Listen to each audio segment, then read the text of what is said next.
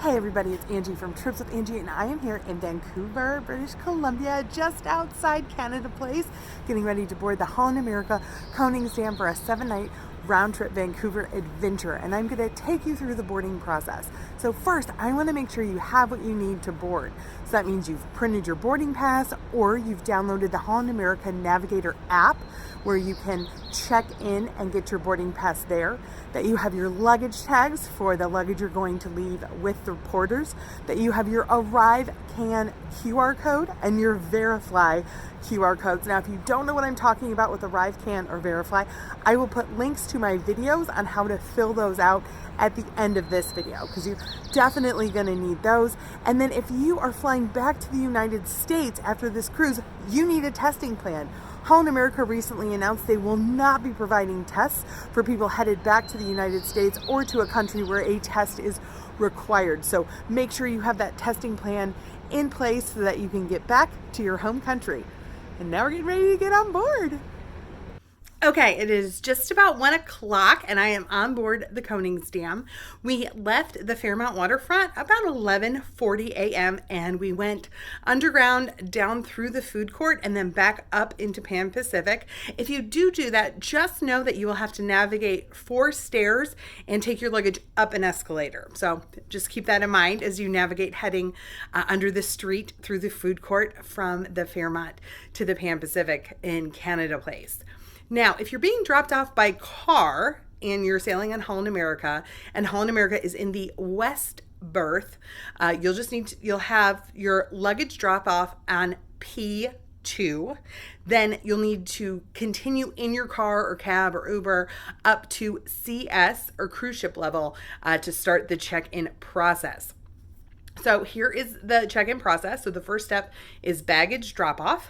Then you proceed to check-in. Then you go through security, then you go through U.S. Customs, and then you board the ship.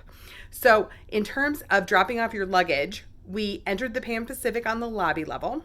If you head towards the back, you'll find a set of elevators marked Cruise Ship Terminal.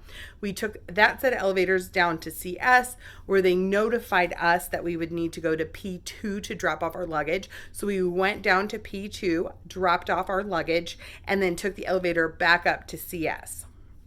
At that point, we took the escalator up to the ballrooms that were serving as the check-in counters. They have a set of check-in.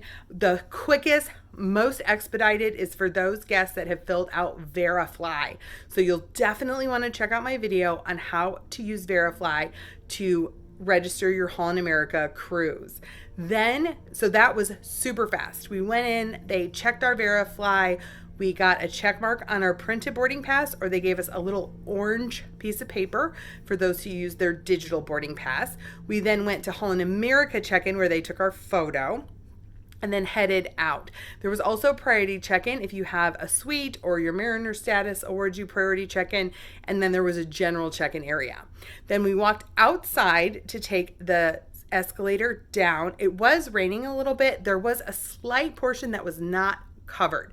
So if it's pouring down rain when you go, you may want to think about making sure you are wearing some rain gear, because part of the check-in part will be just a smidge outside as you walk next to the ship. Then we headed down and we went through security. Security took about half an hour to get through because both of the ships were going through together at the same time. It's just your standard security line. They don't want any metal in your pockets. Then we went through U.S. Customs. They separated those with U.S. and Canadian passports. We went up to a kiosk. You want your family members, those of you who live at the same address, to go to the same kiosk, because you can add a family member as you go. You'll need to scan in your passport. They'll take your photo. Then it prints out a receipt that you hand to the U.S. Customs official. It's the standard customs questions about, are you bringing more than $10,000 in? Are you bringing agricultural products in? So that standard customs form that you get on international trips. At that point, we were cleared to head to the next step in the process. That process was checking our Arrive Can app. So again, I have a video on how to set up Arrive Can. They had chairs set up for people who had not already filled out their Arrive Can. They were walking people through that process, but we had already done it. We just showed our receipt through the Arrive Can app and went on our way to board the ship. So again, all in, we left the hotel about 11:40. We were on board around 1, just a little bit before 1. So keep that in mind as you're planning getting on board. Now, here are those videos I talked about, how to register your Holland America cruise through Verifly, and then also how to do Arrive Can for a cruise. All right, bon voyage.